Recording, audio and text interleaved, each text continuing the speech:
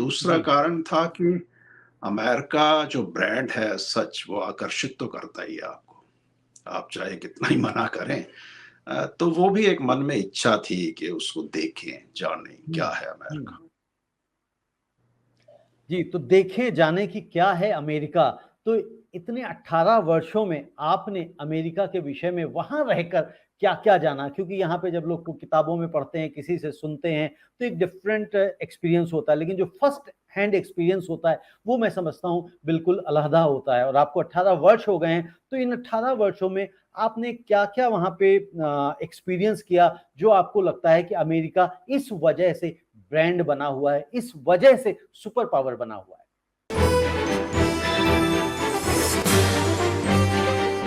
नमस्ते, मैं हूं रविंद्र गौतम और आप देख रहे हैं ब्लंटली स्पीकिंग।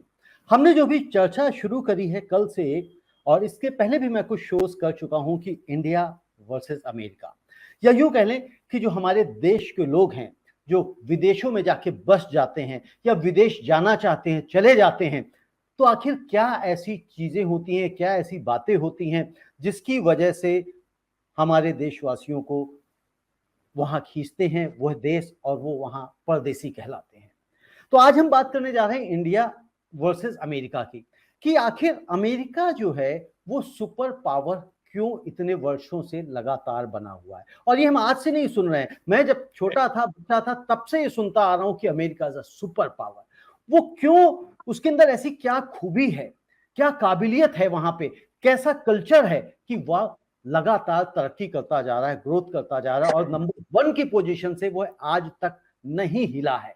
आखिर ऐसा क्या है? क्या वहाँ की एजुकेशन अच्छी है? क्या वहाँ का जो कल्चर है वो बहुत अच्छा है? या वहाँ के लोग अच्छे हैं जो काम करना चाहते हैं? या हमारे यहाँ के लोगों में कुछ इस तरह की कमियां, जो कहा जाता है कि हमारे यहाँ के लोग काम नहीं करना चाहते। लेकिन यहाँ पे यह भी सोचने वाली बात है कि यही भारतीय जब विदेशों में जाते हैं, विदेश की धरती में जाते हैं, दूसरे देशों में जाते हैं, तो वह वहाँ के कल्चर में ढल जाते हैं और खूब काम करते हैं और इतना कंट्रीब्यूट करते हैं कि उस देश को आगे बढ़ाने में मददगार साबित होते हैं।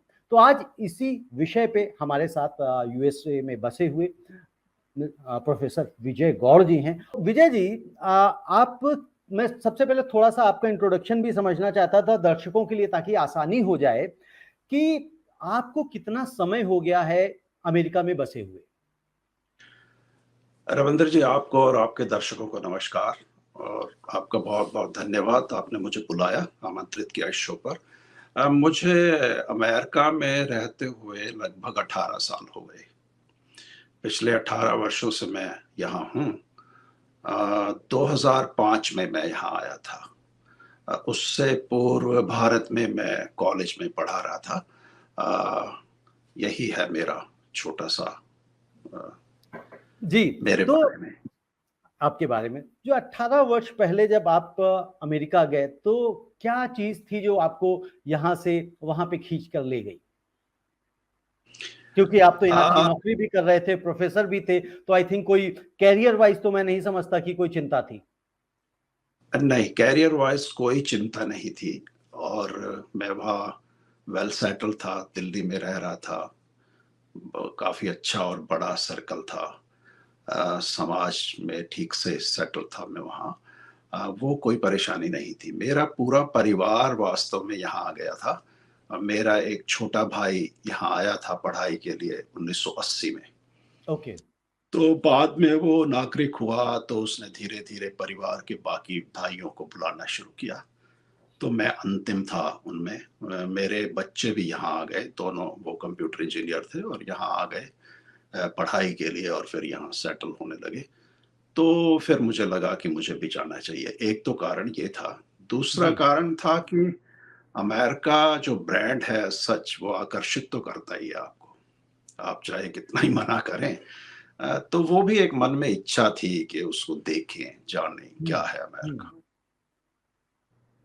जी, तो देखे जाने की क्या है अमेरिका, तो इतने 18 वर्षों में आपने अमेरिका के विषय में वहाँ रहकर क्या-क्या जाना? क्योंकि यहाँ पे जब लोग को किताबों में पढ़ते हैं, किसी से सुनते हैं, तो एक डिफरेंट एक्सपीरियंस होता है, लेकिन जो फर्स्ट हैंड एक्सपीरियंस होता है, वो मैं समझता हूँ बिल्कुल अलहदा होता है और आपको 18 वर्ष हो गए हैं, तो इन 18 वर्षों में आपने क्या-क्या वहाँ पे एक्सपीरियंस किया, जो आपको लगता है कि अमेरिका इस वजह से ब्रांड बना हुआ है, इस वजह से सुपर पावर बना हुआ है? देखिए गौतम जी, भारत के कंपैरिजन में अगर हम बात करें, तो चीज़ें बिल्कुल अलग हैं। शुरू में जब आप यहाँ आते हैं, तो चीज़ें एकदम से उल्टी-पुल्टी नज़र आती हैं।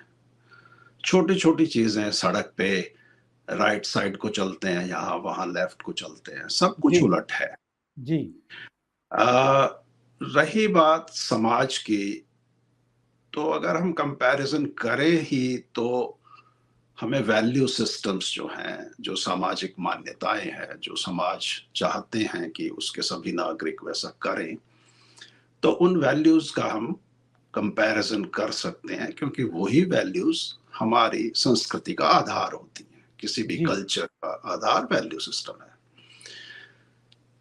तो वैल्यू सिस्टम भी एंटायरली डिफरेंट है। यहाँ का जो वैल्यू सिस्टम है, वो कमोबेश क्रिश्चियनिटी पे आधारित है। भारत का जो वैल्यू सिस्टम है, वो सनातन धर्म पे आधारित है, ऐसा मुझे जी, लगता है। जी, परिवार और समाज को लेके जो मान्यताएँ हैं, अ, वो समान है थ्योरेटिकली, पर भारत में परिवार बहुत महत्वपूर्ण संस्था है। हुँ, अमेरिका में 10 में से 9 परिवार टूट चुके हैं। ये गवर्नमेंट का डाटा है यहाँ का।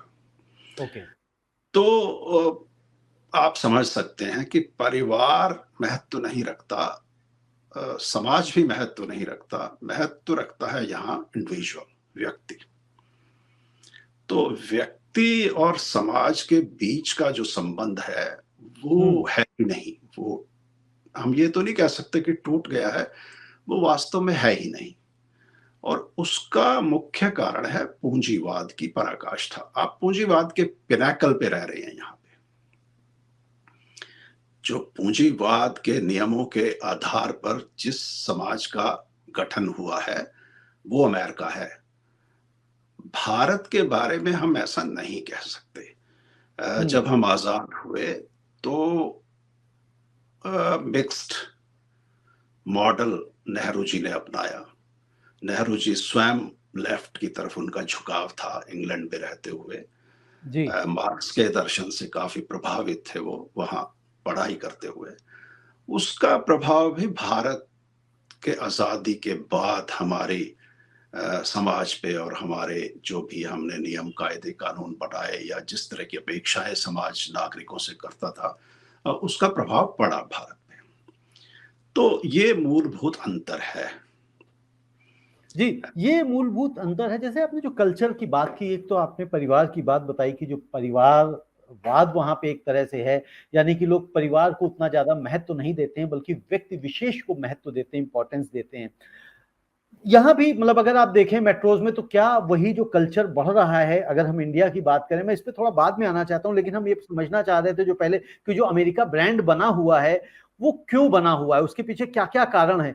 जैसे आप प्रोफ़ेसर रहे हैं, तो मैं ऐसा मानता हूँ किसी भी देश को आगे बढ़ने के लिए शिक्षा की सबसे मतलब बुनियादी आवश्यकता होती है। तो क्या शिक्षा के मामले में अमेरिका हमारे देश से अलग है? अलग है तो कितना अलग है? शिक्षा में वो ऐसा क्या अपने विद्यार्थियों को सिखाते हैं, पढ़ाते हैं, जिसकी वजह से वहाँ पे वो एक उनका जो करियर अपॉर्च्युनिटीज़ होती हैं, वो बढ़ जाती हैं और यहाँ तक कि हमारे देश के या और दूसरे देशों के लोग भी अमेरिका जैसी देशों में जाके बसना पसंद करते हैं। तो रविंद्र जी, आपका जो प्रश्न है, उसके 2 मूल हिस्से हैं। जी, पहला हिस्सा है कि कैसी है अमेरिका की शिक्षा, और दूसरा हिस्सा है कि भारत से बच्चे क्यों आते हैं यहाँ पे। जी, इतना पैसा लगा के और इतना समय क्यों लगाया जाए यहाँ पे। तो उसका उत्तर है कि देखिए, शिक्षा यहाँ डेफिनेटली बेटर है भारत से। उस शिक्षा को देने का जो तरीका है वो बिल्कुल अलग है भारत से।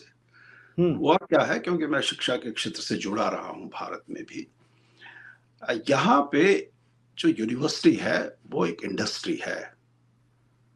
यहाँ शिक्षा दान की वस्तु नहीं है। ओके। भारत में जो मूल है हमारे शिक्षा का, वो शिक्षा एक वही गुरुकुल परंपरा में तो गुरु दान ही देता था ना, शिक्षक था, वो गुरु था, तो वो पिता और माता के बाद तो वही था। जी। यहाँ जो संबंध है वो कंज्यूमर और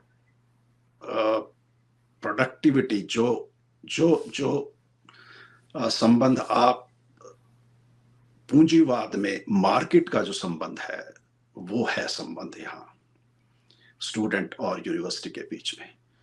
तो आप खूब सारा पैसा देते हैं उस शिक्षा के लिए, उस पैसे से बहुत अच्छा इंफ्रास्ट्रक्चर बना लिया गया है, एयर कंडीशन कमरे हैं, साफ सुथरे बैठने की जगह है, दुनिया का जो बेस्ट टैलेंट टीचर्स हैं वो यहाँ पे हैं, दुनिया की जो बेस्ट इक्विपमेंट है साइंस में वो सब है यहाँ पे। तो आपके सब तरह के बहाने खत्म कर दिए गए हैं।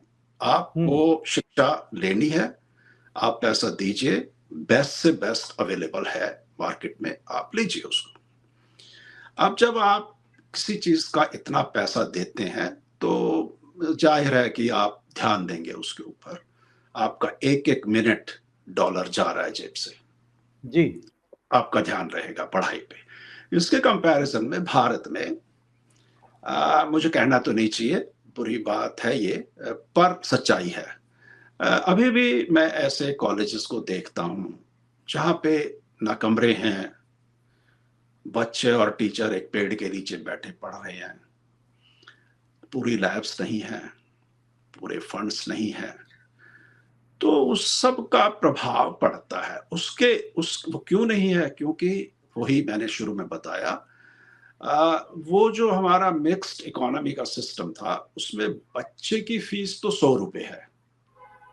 अब विजय जी, 100 रुपए में विजय जी, मैं बीच में इंटरप्ट कर रहा हूँ। जैसे आपने कहा कि वहाँ पे इंफ्रास्ट्रक्चर अच्छा है, ठीक है ना, सुविधाएं हैं, फैसिलिटीज हैं। यहाँ पे भी देखिए, अगर हम इंडिया की बात करें, जो प्राइवेट सेक्टर्स हैं वो उसी तरह से बढ़ रहे हैं जिस तरह से आपने बताया कि बिल्डिंग्स हैं, एयर कंडीशन रूम हैं, अच्छे अच्छे टीचर्स हैं, बच्चों के ऊपर जो टीचरों का जो अनुपात होना चाहिए वो बेहतर है।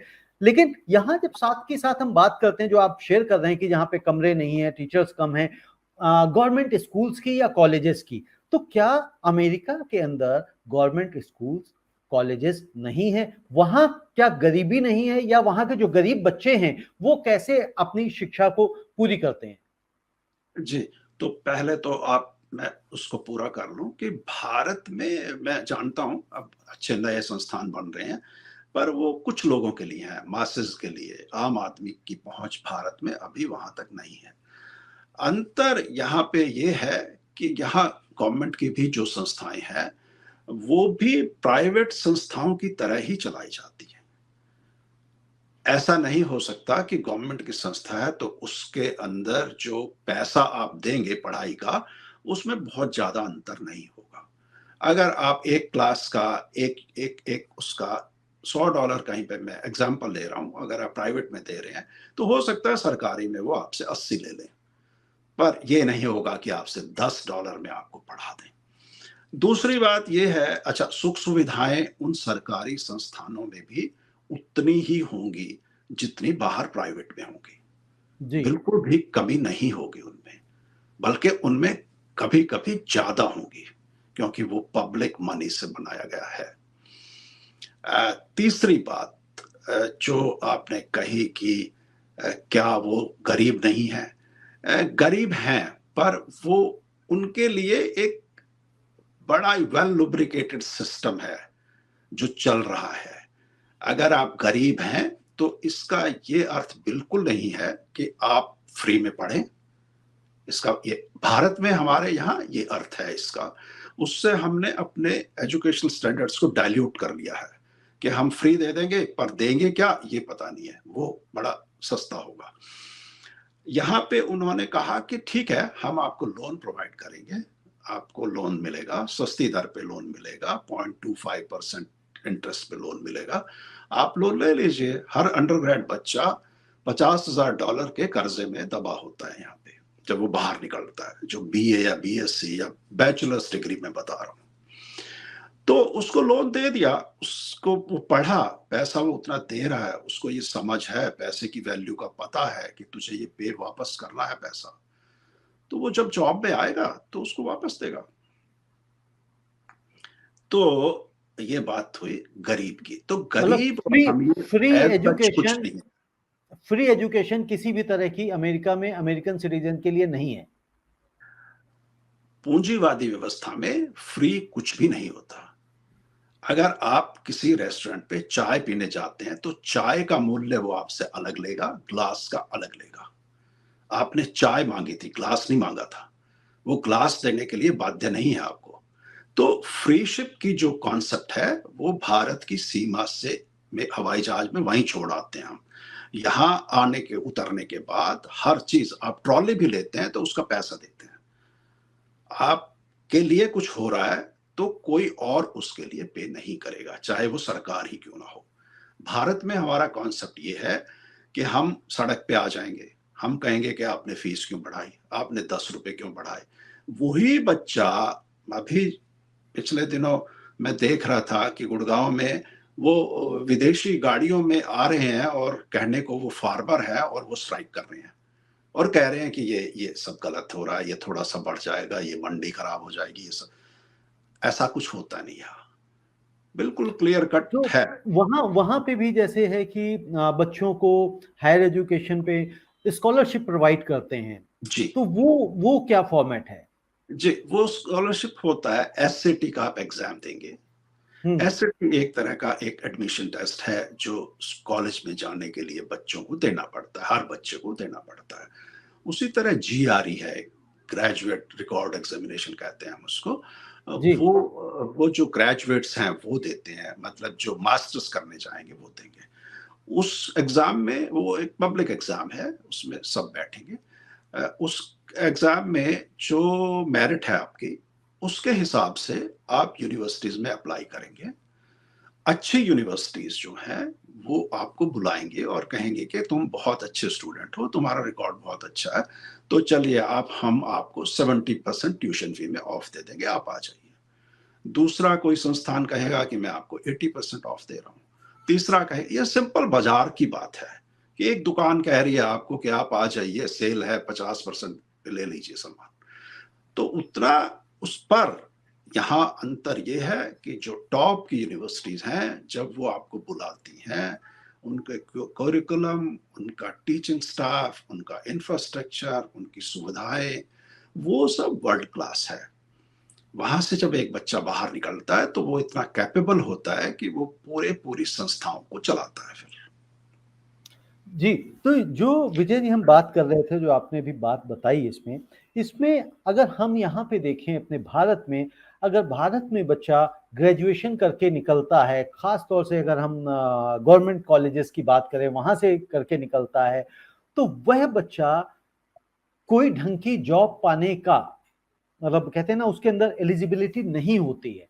क्या ऐसा ही अमेरिका में भी होता है, या वहां का ग्रेजुएट्स यहाँ के ग्रेजुएट से बहुत ही डिफरेंट होता है, एक्स्ट्रा ऑर्डिनरी होता है? और अगर ऐसा है तो उनका जो पढ़ाई का तरीका है, जो मेथोडोलॉजी है, वह क्या है?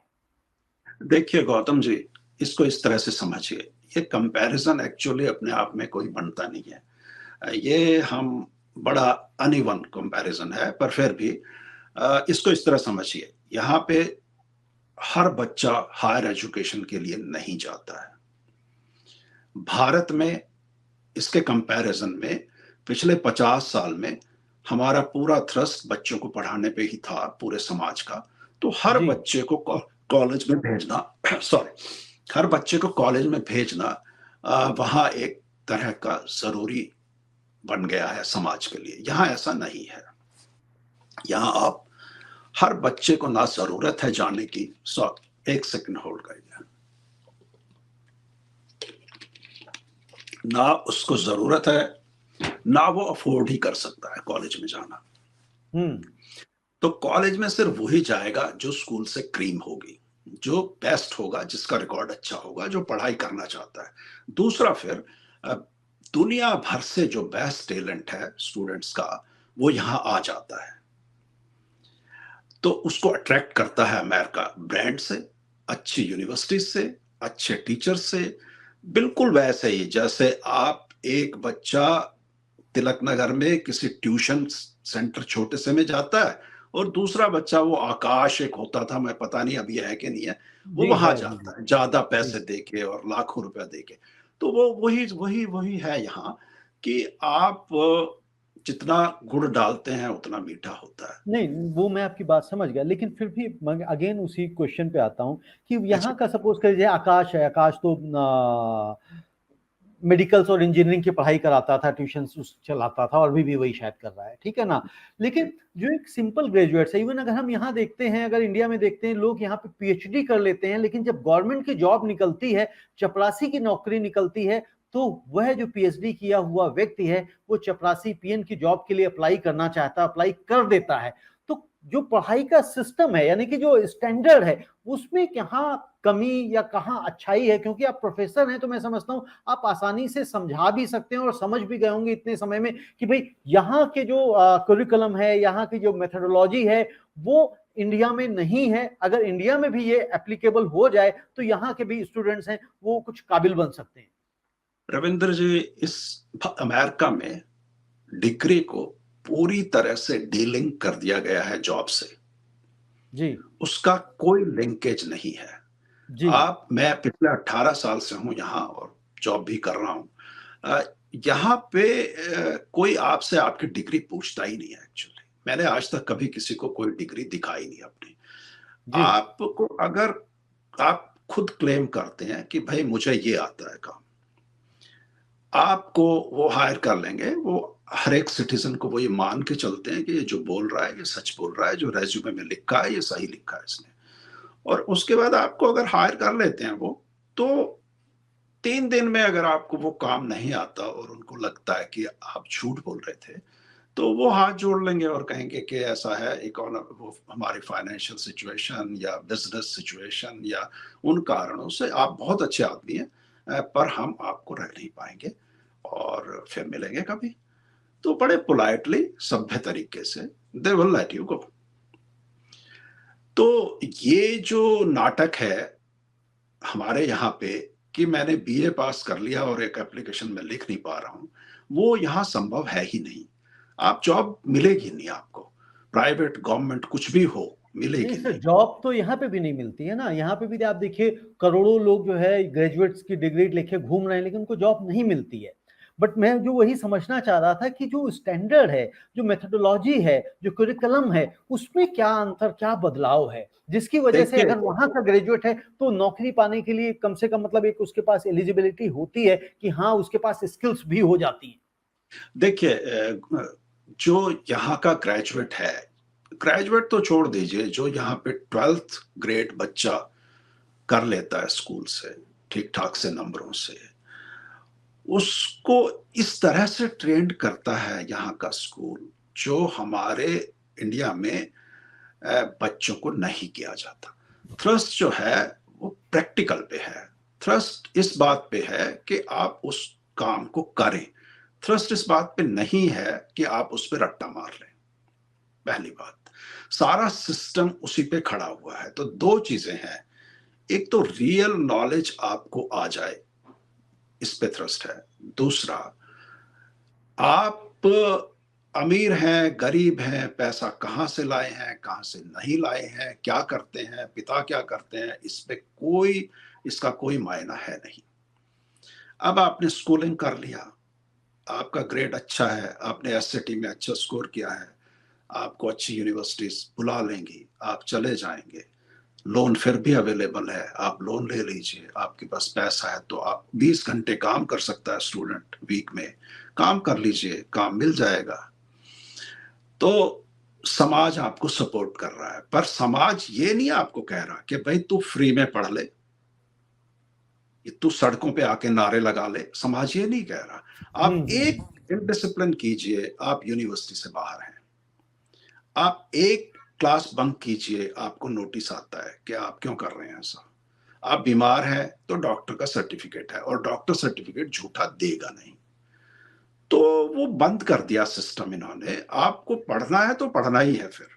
जी। अब आई आपकी बात कि वो फिर ऐसा कैसे हो जाता है। वो ऐसा इसलिए हो जाता है गौतम जी कि उसको वो ज्ञान हो जाता है जो हमने सिखाया है। अगर उसको फिजिक्स सिखाई है तो उसको फिजिक्स आती है।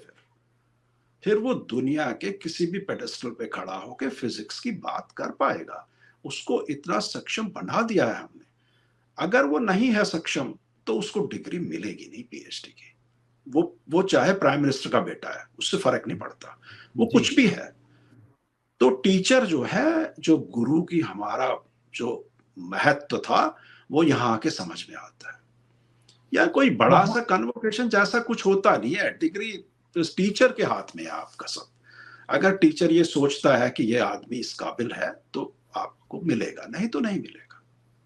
गुरु के हाथ में सब कुछ है वहां पे। जी, और जी। एक मैं लास्ट क्वेश्चन आपसे करना चाहता था कि जो व्यक्ति, जो लोग, जो भारतीय अमेरिका या किसी और देश में जाना चाहते हैं, मैं खास तौर से आपसे अमेरिका की बात करता हूं, अमेरिका आना चाहते हैं, तो उनके पास ऐसी क्या गुण होने चाहिए, क्या स्किल्स होनी चाहिए, क्या एजुकेशन होनी चाहिए जिसकी वजह से वो वहां पे पहुंच सके? हमारे बहुत सारे बच्चे यहाँ आ रहे हैं, लाखों की तादाद में अब तो यहाँ पे आते हैं। और कुछ फील्ड्स में तो बहुत ही अच्छा काम कर रहे हैं। ऐसा नहीं है, हमारे यहाँ पे करोड़ों बच्चे कॉलेजेस में जाते हैं इंडिया में। उस सबके बीच से बहुत अच्छे बच्चे भी निकल के बाहर आते हैं। उस सिस्टम को, वो जो सिस्टम है जैसा भी है, अच्छा है या बुरा है, उसी सिस्टम के बीच से निकल के वो आईआईटीज में जाते हैं। उसी सिस्टम के बीच से निकल के वो ऑल इंडिया इंस्टीट्यूट में जाते हैं। वो उस सिस्टम को भी compete तो करते हैं ना उसको।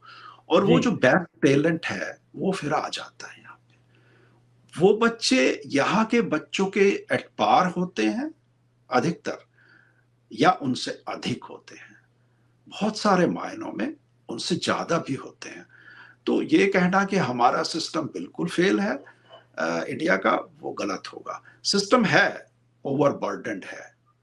यहाँ भीड़ नहीं है, यहाँ लाइन नहीं है। वहाँ लाइन है, वहाँ भीड़ है। वहाँ 0.1% के ऊपर पूरा आईआईटी का एडमिशन खत्म हो जाता है। ऐसा यहाँ नहीं है, क्योंकि यहाँ भीड़ नहीं है। भीड़ नहीं है। तो सारा का सारा मसला एक पॉपुलेशन के ऊपर भी आ जाता है, क्योंकि जी। भीड़ जाहिर सी बात है, अगर ज़्यादा है, पॉपुलेशन ज़्यादा है, तो उसी हिसाब से रिसोर्सेज की हमारे पास कमी है। विजय जी, बहुत अच्छा लगा आपके साथ चर्चा करके, और मुझे आशा है कि हम आपके साथ अगली चर्चा कुछ नए विषय पे करेंगे कि भाई, लेकिन होगी हमारी यही कि अमेरिका और भारत में जो बदलाव है, जो अंतर है, वो क्या है और कैसे भारतीय भी अपने आप को इम्प्रूव कर सकते हैं। आपका बहुत बहुत धन्यवाद। नमस्कार। बहुत बहुत धन्यवाद।